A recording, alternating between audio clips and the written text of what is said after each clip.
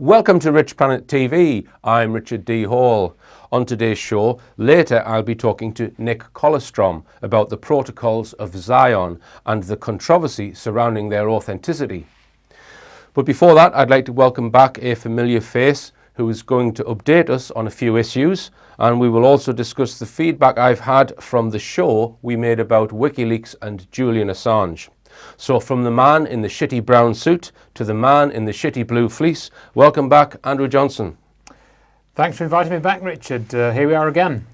So, where's the shitty blue fleece? Well, you know, I was considering a ceremonial burning after the various, ping-ponging of comments, and all I will say is that people can't see what trousers I've got on. So Right, okay. We'll not go into that. All right then, Andrew. So you want to start us off with some 9/11 information because you went over to the United States recently to visit Dr. Judy Wood. So just tell us about that. Right. So we've just passed the 16th anniversary of the events, and what had happened was, as I was saying to you, I'd found out there was going to be an eclipse in 2017, a total solar eclipse across North America.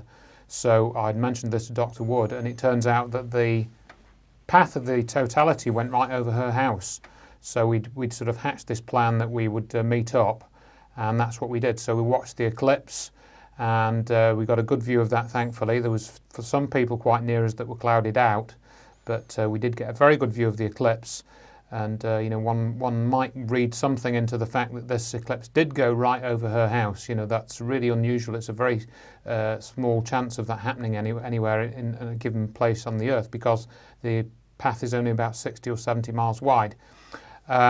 So we did record an interview when we stayed in this house, and I've posted that on my YouTube channel. I did have some technical problems when I was recording this, but we went through some questions and issues that come up when we're discussing 9/11, and people that are interested in this and interested in sort of just listening to the latest that Dr. Wood has got to say will find that interview on my YouTube channel. We did also mention another author, another figure who's written about 9/11 and talked about 9/11, and this is Joseph P. Farrell. We discussed him as well in this video, so people can watch that if they want. I then also went to New York and I visited the World Trade Center site, and I took a few pictures there.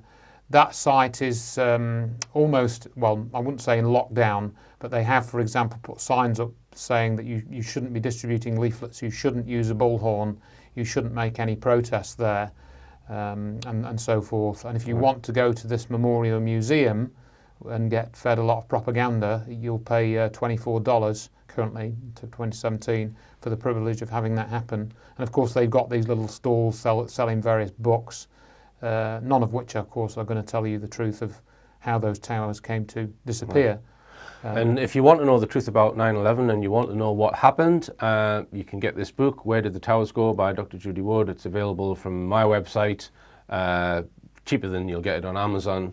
And one aspect of 9/11 that we're just going to touch on today is Hurricane Erin. Because what a lot of people don't realise is on the morning of 9/11 there was a very potentially dangerous hurricane that had developed sort of off the southeast coast of Florida and was working its way towards New York. So just tell us about Hurricane Erin and what the significance of that may have been. Yes, I mean this is very, very important that people know about this because of the path of it, which, as you said, it was travelling in a straight line for 4 days up from the Atlantic, and it was given a name on September the 1st, and then it travelled over to Bermuda, did a bit of damage at Bermuda, and then went in a straight line for 4 days, and it was closest to New York City at 8 o'clock in the morning, just before the events unfolded.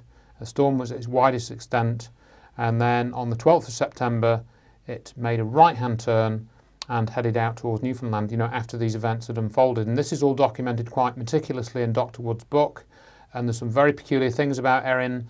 It was only reported a little bit on the morning of 9/11. They claimed that they knew where it was going to go because there was a cold front sweeping across in North America. But even before that, it was never reported as a risk, such as these more recent hurricanes have been, with Hurricane Irma and Hurricane Harvey, which devastated parts of Houston So what you're saying is we should have seen mass media warnings about this hurricane, which was building up, and there was very little. Very little. In fact, somebody emailed me the other day saying that they tracked the weather. They were on Long Island, and they were very interested in the weather from an early age. And I think they would do surfing. They went surfing near Long Island, and they didn't know about this hurricane, but they were watching the weather broadcasts, regularly around that time, and they hadn't heard of it. And for those who aren't quite in line with what we're talking about, the Twin Towers were turned to dust in situ. They didn't collapse, they didn't burn up, they didn't fall to the ground. They were turned to dust in midair, which we can only assume was by some sort of advanced technology in the hands of someone. We know that hurricanes have associated with them an electric field. So just tell us about the electric field that is associated with hurricanes. Right, and of course we've discussed this in other Rich Planet shows, and you've covered it in your tours and things to some extent, and it's covered in depth in Where Did the Towers Go? So, that's the best place to get the information. But basically, with a hurricane, you've got an electrical static field, electrostatic field basically associated with a storm system, with a large storm system, and it appears that this was somehow employed in the system which was used to destroy the World Trade Center. In other words, they mixed together, probably microwaves, they mixed together electrostatic field of the hurricane, and along with utilizing certain properties of the Earth's magnetic field. And the reason for me saying this is all documented in the book and in the videos about that. And that is why we know it was an energy weapon. It was using energy to change matter into something else. And there are many other factors that come out of that which prove that that's what happened. Right. Now, that said, we can assume then that the hurricane was artificially generated somehow. Well, we don't know if it was artificially generated. It may have been artificially manipulated, in other words, to make it last longer or to increase its strength at certain times. For example, we could suggest that if the storm has an associated electrical system, with it, then if you were able to actually somehow manipulate that electrical field around the hurricane, could you change how the hurricane behaved? If you had some other technology, for example, on elsewhere, that could change it. Right. So does Dr. Wood propose how that might be done? Is it using low frequency standing waves, or how are they affecting the performance or the characteristics of a hurricane, do you think? Is there any theories on that? Well, I don't think that's really covered in the Where Did the Towers Go book particularly. I think there might be some clues as to how it was done based on how the hurricane changed over, the few days that it was changing, in response to, or in relation to, perhaps I should say, the events of 9/11. But we don't really know exactly what the technology was, just that there was a technology in operation, and it destroyed the towers. And whether that created the hurricane or whether it just steered it, or we don't really know exactly whether it was created or whether it was just steered. But if you look at the timing of the events and the timing of weather changes, which is bringing on to the next one, specifically the weather changes, it is coincident with the events of 9/11. You cannot dispute that, however it was done. Right. So you think that the component that the hurricane provided was an electrostatic field, right, that was needed. Right, and this is why we've said that, is because that's what John Hutchison was doing in his research experiments, which produced similar effects to those seen on 9/11. Again, that's all in the Where Did the Towers Go book, and we've discussed it before on Rich Planet and on some of the other videos that Dr. Wood has given. Now, in the mid-1970s, the United Nations brought in rules for nations against using weather modification for hostile purposes. That's right. It's actually still okay to use weather modification for peaceful purpose, such as to irrigate fields or what have you. So there is no doubt, no one can question that weather modification technology exists. It's existed since at least the 1970s or 1960s. And you think it was being applied in some way on 9/11. I think the evidence for that is pretty clear because of the timing, yeah. And as you say, there are disclosed projects using weather modification, which we've probably mentioned once or twice on Rich Planet before. And you can read about these, such as Project Popeye is one, and Project Storm Fury. So yes, there are disclosed projects that have been set up to modify the weather, but both of those projects essentially use what's called cloud seeding, which is where you put some type of chemical or additive into the storm system, typically to modify how it behaves. Right. And you think there's far more sophisticated methods other than cloud seeding which can be used to modify the weather? Absolutely, and they use some type of energy system or changes in energy, or they're manipulating the energy in the atmosphere by some method. That brings us on to the next subject we're going to talk about, which is covered in your new book, all about the phenomenon known as climate change. Right, so I've put together this book really, and this essentially started as a booklet a few years ago that I think quite a few people have taken copies of, and I call that Reinvestigating Climate Change. And I've essentially expanded that booklet into this book, which is, you can get, I've made it available as a PDF download, so people can download the thing as a PDF if they want. Is that free? Yes, it's a free PDF. A free PDF if you want to read it as PDF. Right. Or you can get it, well, we're going to put some on my website, or they can get it from other websites. It's going to be on Amazon. It's already on Amazon, and you even have to record this. But basically what my objective in putting this book together was to bring together some of what we've just talked about, in other words, the Hurricane Erin evidence, and also just explain how they've promoted the anthropogenic global warming myth, which it is a myth, and it's become like a religion. So I analysed that and how people argue against it in the mainstream, say, yes, it is, man-made, and no, it isn't, and all of that. And you get into this Hegelian dialectic. So I've put that in there. Mm-hmm. I've also put in about changes in the solar system, which have been happening for the last sort of 40 years. And these have all been measured by different astronomers, people within NASA. NASA, of course, are a big supporter of the anthropogenic global warming myth. Talk about that. And they also mention where this idea of global warming appears to have come from, which is basically the Club of Rome. That's in there. And then I talk about Agenda 21, and I mentioned that if people really do want to stop the environmental damage, then we need to have the free energy technology in general usage. We can't have that until people accept that that technology is already being weaponized. So the fundamental argument which comes out of the book at the end of it all is, look, let's just say the planet was getting slightly warmer due to, let's say, carbon dioxide, right? Even though, as far as I'm aware, that's not proven.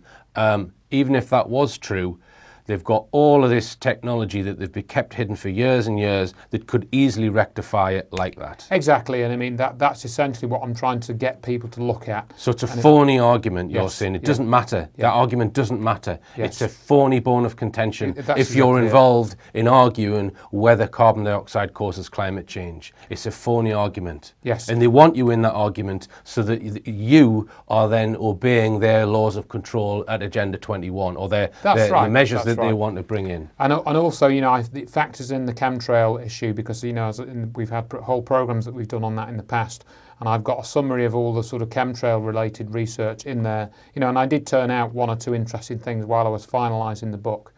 And I hope that my objective, again, is that people that are interested in the climate change issue and do want to argue about it will read this and think, maybe I need to study this a bit more closely and think about this a bit more. Yeah. Maybe they need to be arguing about something else. Yes. Like, let's release this technology that they've had for donkeys, which can manipulate the weather and can give us, well, I wouldn't say free energy, but energy at a vastly reduced economic price than we currently pay. Yeah, right. I mean, there's a whole set of arguments like that which come out of the evidence which I've put in that book.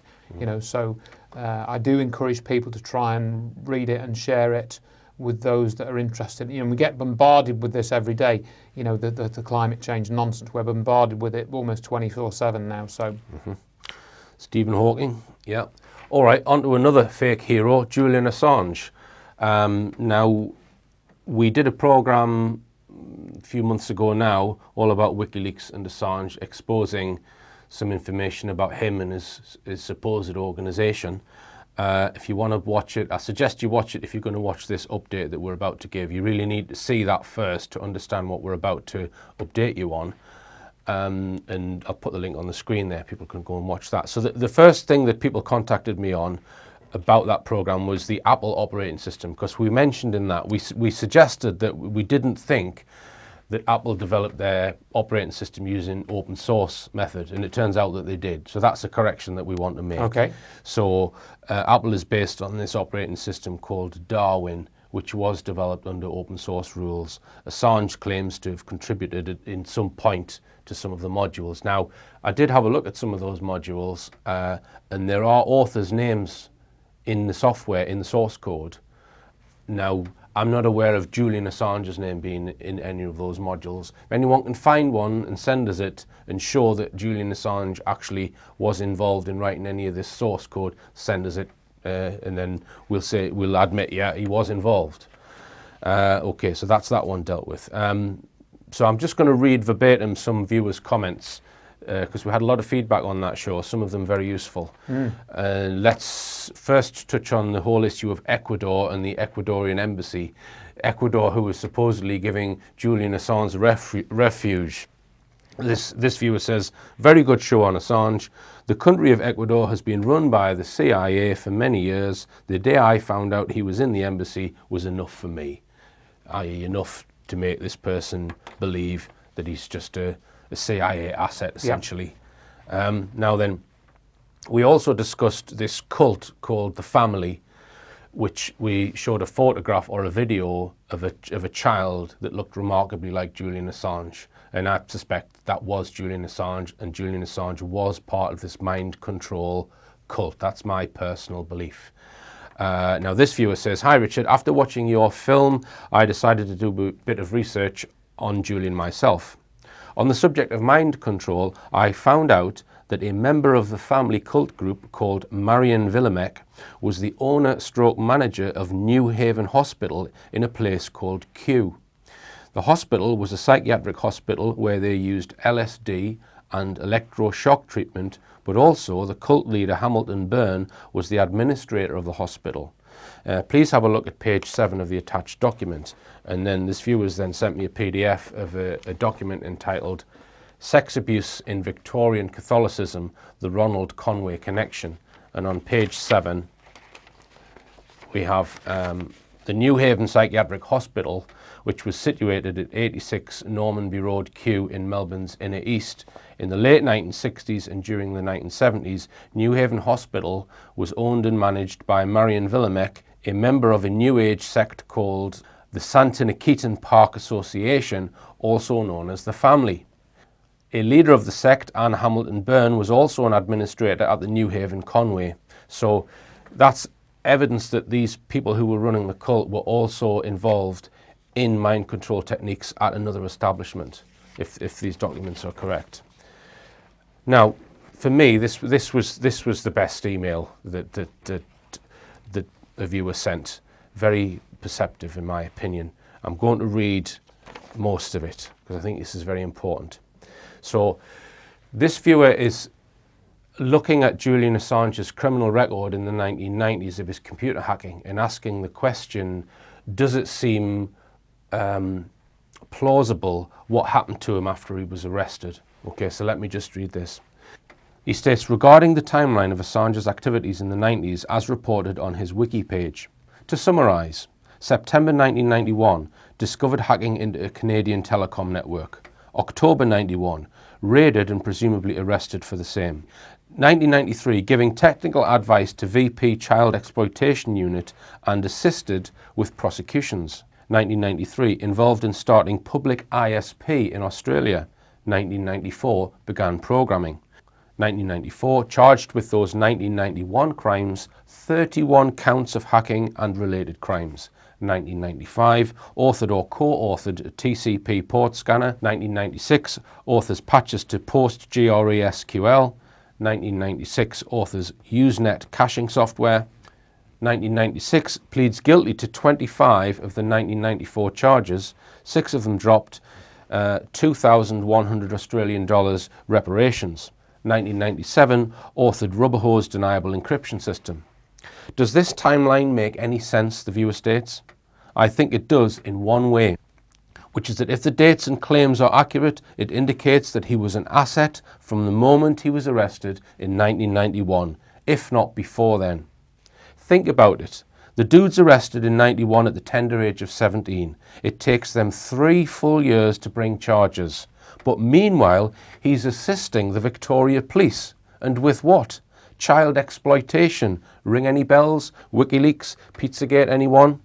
Oh, and he finds time to get involved in starting one of the first public ISPs in Australia. That's an internet service provider.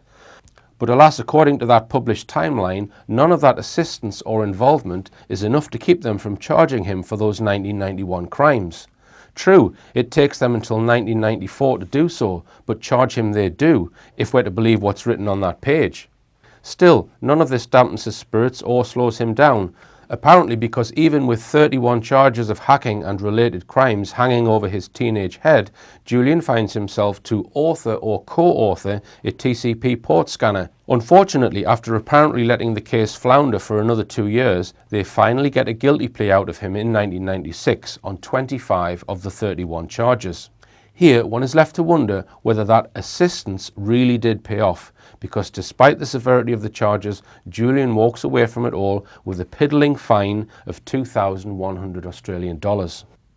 Once again, at 17, Assange would have been a juvenile at the time he committed these crimes. It does not normally take the justice system 3 full years to charge juveniles with crimes. Juvenile crime cases are in fact expedited in comparison to adults. There are less of them for one thing, and the law is more restrictive regarding possible penalties, etc. for another. If even a word of what's on that wiki page is true, and that is a really big if, then it would indicate to me that he was an asset at least from the moment of arrest and has apparently been one since. I see nothing to indicate otherwise.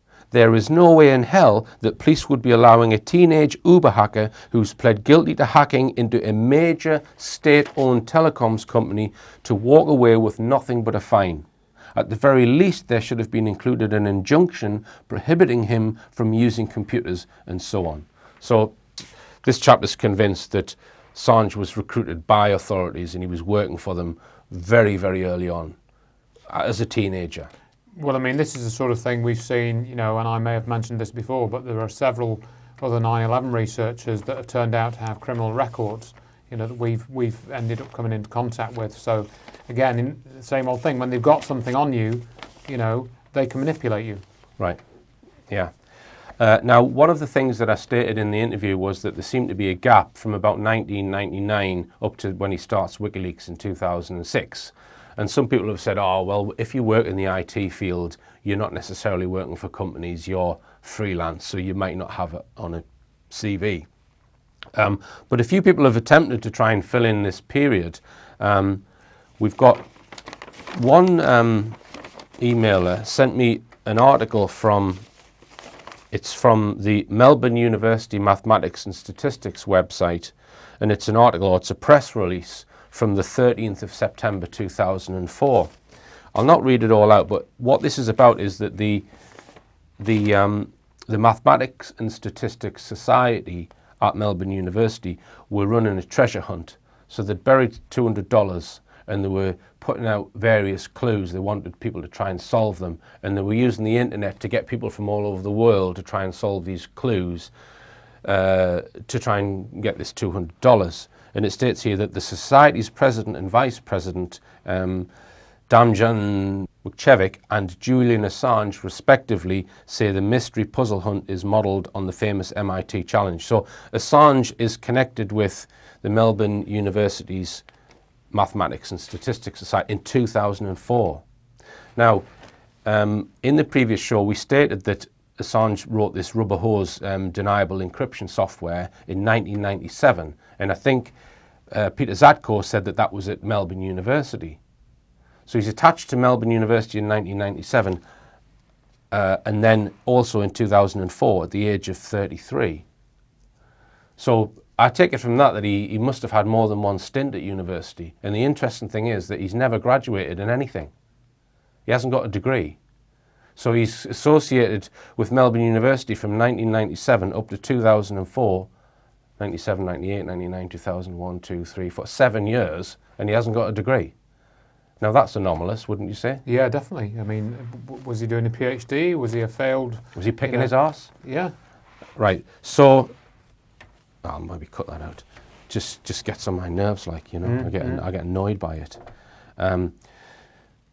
Now, somebody else sent me an article which is attempting to fill in some gaps, which actually doesn't fill in any gaps, really. This is an article from the Sydney Morning Herald in May 2010. So this article is written just before the Ecuadorian embassy affair nonsense, when he's supposedly leading some nomadic lifestyle. He's traveling around the world with his duffel bag and laptop. So I just want to read some of this out. It's the journalist asks him, does he have one base he'd call home? And he says, I have 4 bases where I would go if I was sick, which is how I think about where home is. So Assange mentions 4 bases but names only 2, the one in Iceland and another in Kenya, where he has spent a lot of time on and off in the past couple of years. So the Kroll report released on WikiLeaks reportedly swung the Kenyan presidential election in 2007. So this is what we were stating in the previous interview, that he's been used for geopolitics and to influence certain things on the geopolitical scale within governments and elections and that kind of thing. And it states that when he's in the country, this is in Kenya, Assange lives in a compound in Nairobi with other foreigners, mainly members of NGOs such as Medicines Sans Frontières. So that's an NGO, and we know what NGOs are used for. They're kind of mini psyops masquerading as help organisations, but actually they've got hidden agendas. So he's been sheltered by some NGO. Now this has to go down in history as the most loaded question by any journalist. Right? Just look. This is an example of the worst kind of question that you should ask as a journalist. This is actually in the Sydney Morning Herald. Right. This is what the journalists wrote. Did being arrested and later on finding himself in a courtroom push him into a completely different reality that he had never thought about, and eventually in a direction that eventually saw him start thinking along the lines of the website like WikiLeaks? That would take on the world. Talk about putting some words in someone's mouth. So he answers. Yes. Yeah. That's it, yeah. That experience showed me how the justice system and bureaucracy worked and did not work. I'm not going to read all that, blah, blah, blah, blah, blah. Right, so it says here, he spent 4 years studying maths, mostly at Melbourne University, with stints at the Australian National University in Canberra, but never graduated. Disenchanted, he says, with how many of his fellow students were conducting research for the US defence system. Right, so his mates are working for the US defence, and he didn't graduate because he was miffed that they were working for US defence. It is just a load of bollocks, isn't it? Assange says he did a lot of soul searching before he finally quit his studies in 2007. He had already started working with other people on a model of WikiLeaks. Well, if he did a lot of soul searching, it seems he didn't find one, so... Correct. And just to mention that you said that they often use criminals to become shills in various organisations, whether it be 9/11 research or what have you.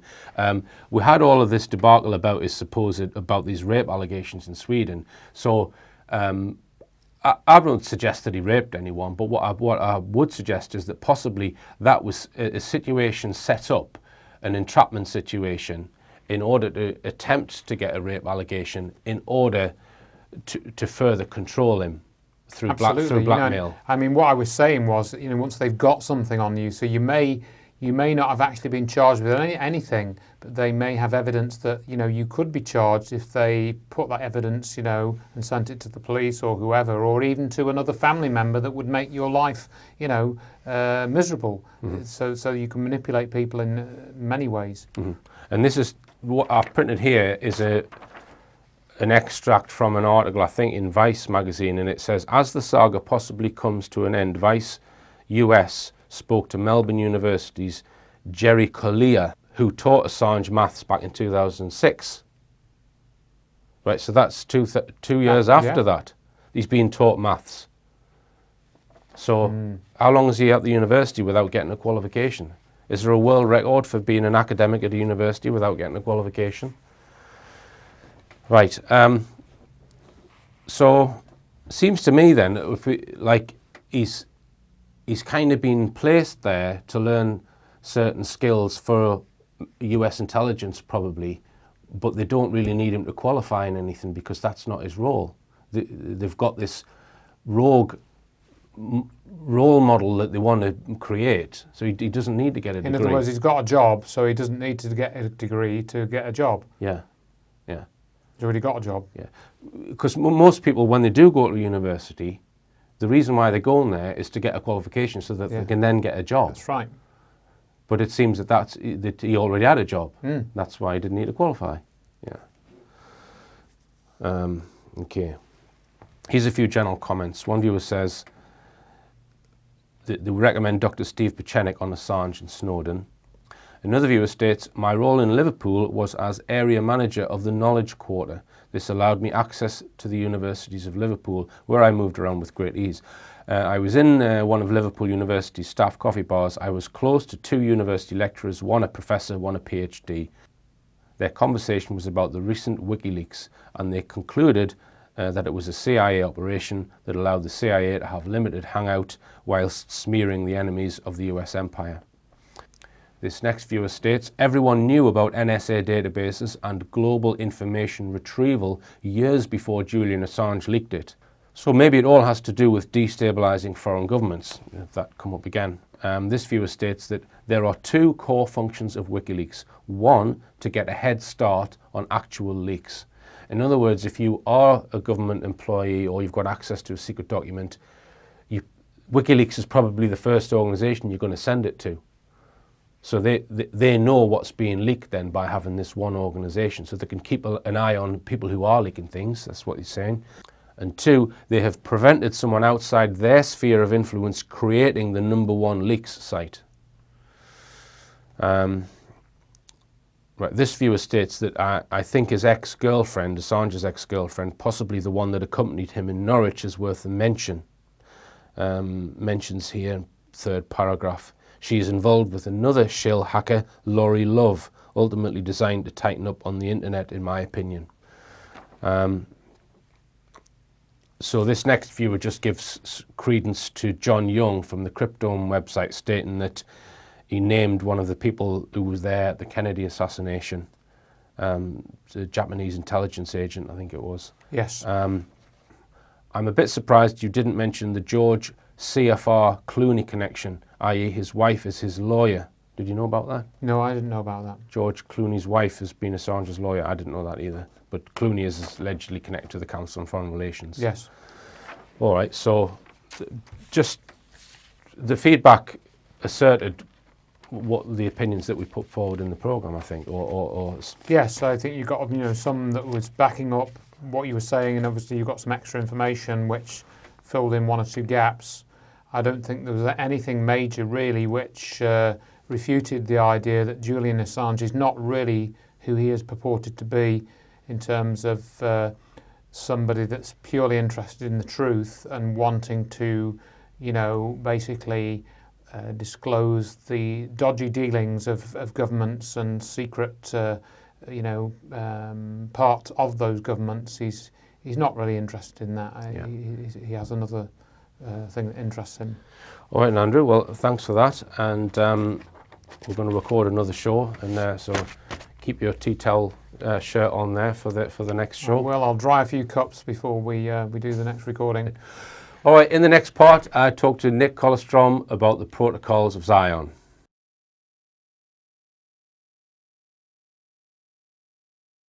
Now, on Rich Planet, I have explored the subject of geopolitics and the control of the planet. I'm not talking about visible governments. I'm talking about influences that, on the whole, remain hidden, but manipulate the population through control of the media, control of governments, control of NGOs, control of banks, etc. Now, one document which some people believe is a handbook or a manual used by the elite in order to subvert, dominate and rule over the mass populace is the Protocols of Zion, written probably sometime in the 19th century. Controversy exists over who wrote the protocols, what year they were written, why they were written, and even what language they were written in.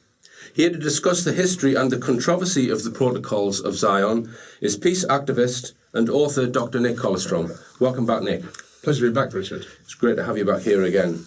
Now that you were telling me before the interview, Nick, the amount that the protocols have actually been read, I was quite surprised at what you were saying there. You said it's the second most popular book since the Bible. That's what one hears. Yeah, it's been continuously in print, translated to every language on earth.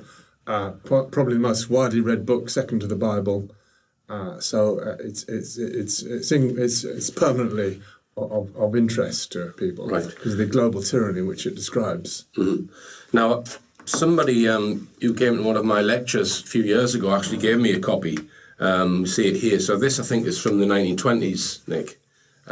So as I say, this is 1920s. That's the original translation by Victor Marsden, died in 1923. Mm-hmm. Now, just touch on the controversy first before because we're going to go through the history and try and identify when they were written. I'm also going to go into what the protocols say. But just first, why is this such a controversial document? Well, it's about the extinguishing of hope, of everybody's hope, the establishing of a global tyranny, and everyone says, no, it wasn't us, we didn't write it. Everyone claims not to have written it, not to know where it comes from, and denying any credible story of its origin, claiming that it's a forgery, never saying what it's supposed to be a forgery of. So it's as if this document, this very awesome document made by some super intelligence with amazing understanding of economic matters and a special sort of Freemason knowledge, this as if it came out of nowhere. We're always given a story as if it just popped out of nowhere right at the end of the 19th century, and you just get this mantra, oh, it's a forgery. It's a forgery. It is a forgery, isn't it? You do believe it's a forgery, don't you?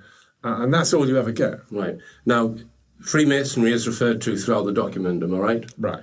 And you believe that the 24 protocols, because there are 24 separate protocols set out in the document, you believe that they were, the way that they're written, they seem like they were lectures at some point. Yeah, very much. They often start off by saying, today we will discuss the economic plans, or last meeting we reviewed such and such, or it says, I often explain to you how anti-Semitism is necessary for the control of our lesser brethren. And then he sometimes says, as you economic gentlemen will understand. So he had top economists gathered to listen to him. So it's very much like a sequence of 24 lectures. Yeah. So you would say that these lectures, assuming that they were given in a Masonic lodge somewhere? Absolutely, yeah. Totally top secret, Masonic lodge. And the whole thing is centred in France. It would have been in Paris. Right. And one can't help suspecting a special, around about 1812, the Mizraim Lodge became permeated with sort of Hebrew Jewish rituals and protocols, procedures. The original Freemasonry did not have that character, but it's to do with the whole Illuminati movement in Bavaria at the end of the previous century. You get the Mizraim Lodge in Paris being an obvious suspect centre where this is likely to have happened. All right, we'll go through some of the more detailed history a little bit later.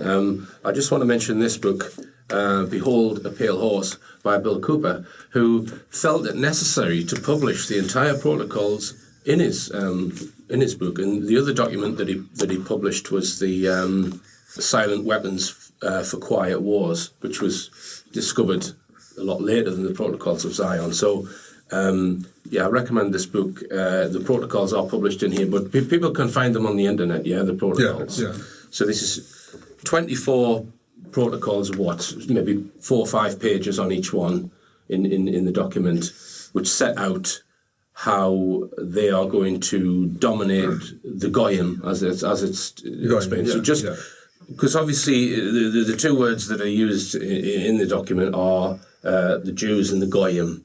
Yeah. So we're trying to determine what is the true history, and what's the true origin, what was the purpose of, because there's controversy over why they were written. But so just explain what Goyim is and what it's... Well, the only other place in world literature where Goyim were used in the same deeply contemptuous sense as the rabble, the rest of the human race, is the Talmud, Babylonian Talmud. So that immediately gives you a sort of perspective. I would say this is a Talmudic Jew at the top, a 33-degree Mason who wrote this, who gave the course. Yeah, they're referring to the mass of the population in a very disparaging way. As I say in one of the protocols, the Goyim may amuse themselves as they wish until the hour strikes. Well, let's, because you've picked out a few of your favourite quotes, Nick, from these protocols. Let me, and what I'm going to do is I'm going to read a selection of quotes from each of the protocols, just so that people can get a flavour. If you want to read them, you can find them on the internet. We haven't got time to recite them all in this programme, but I will read some quotes from them. So Nick's just highlighted a few in Bill Cooper's book here. So the first one here, our countersign is force and make-believe. Yeah, oh God, that is so true, isn't it? That is, in a way, the most profound statement of how things unfold in the 20th and 21st century. I mean, if you look at state-fabricated terror in our modern world, the deaths are real, but the story is bogus. Real force is used, but the narrative is baloney. So that is really the essential combination for this treacherous power taking over world control. I mean, there's endless dispute, is this genuine or not? That's what all the world wonders. Is there or is there not such a plan going on? And I'm suggesting that instead of debating that endlessly and inconclusively, we should try looking at the genesis and origin of this text. I think that would give us some light on the matter. All right. And here's another one that you've highlighted. Who and what is in a position to overthrow an invisible force? And this is precisely what our force is. Gentile masonry blindly serves as a screen for us and our objectives. But the plan of action of our force, even its very abiding place, remains for the whole people an unknown mystery. Yeah, well, that is strange, isn't it? Why should it be not findable or not locatable? I mean, the Rothschilds lived in Frankfurt. There wasn't any mystery there. The Bavarian Illuminati had a certain location. I'd say this is to do with the whole Illuminati movement going into the Freemasons at the end of the 18th century, which is a kind of hidden thing. But I would say in our modern world that there is a mystery who is doing these things. Whenever you get from state-fabricated terror and a fake, bogus enemy is given the blame, you never really find out who is doing these events. Yeah, there's something horribly secret, but also there's a unity of purpose around different places of the world where these events happen. So there is a mystery of where this thing is located. I mean, one of the words of the protocol says, "It is from us that the all-embracing terror proceeds." What is the source that designates and wills that terror be used in politics? And it states very clearly there that that's their modus operandi, that they will remain hidden so that they can carry out their plan. All right. Now, what I was going to attempt to do for this show was to summarise each of the 24 protocols and give maybe a title or a short paragraph. Sounds rather ambitious, Richard. Yeah, I found it rather difficult because within each protocol, they seem to be quite diverse in the things that they're stating, and there's a lot of overlap between each Yeah, I mean, as Solzhenitsyn said, the author is someone well above average intelligence, and the design of the protocols is more complicated than a nuclear bomb. Right. So it's a very detailed, well thought out plan of how to control the media, economic policy, how to undermine the established powers in terrific detail, enormous ramifications by someone who clearly hasn't got his knowledge out of books. It is from real life experience that these things are being laid down. So what I've done in order to help me do this is Nick has shown me this book. Just give the title of that book, Nick. Well, this is Henry Makow, Illuminati, the cult that hijacked the world. and so most rulers will have heard of him. And he's got a summary, and he's got the all-important thesis, which we'll come on to, about a certain book by Maurice Joly in France, published in 1864, which overlaps with the protocols. Everyone agrees they overlap.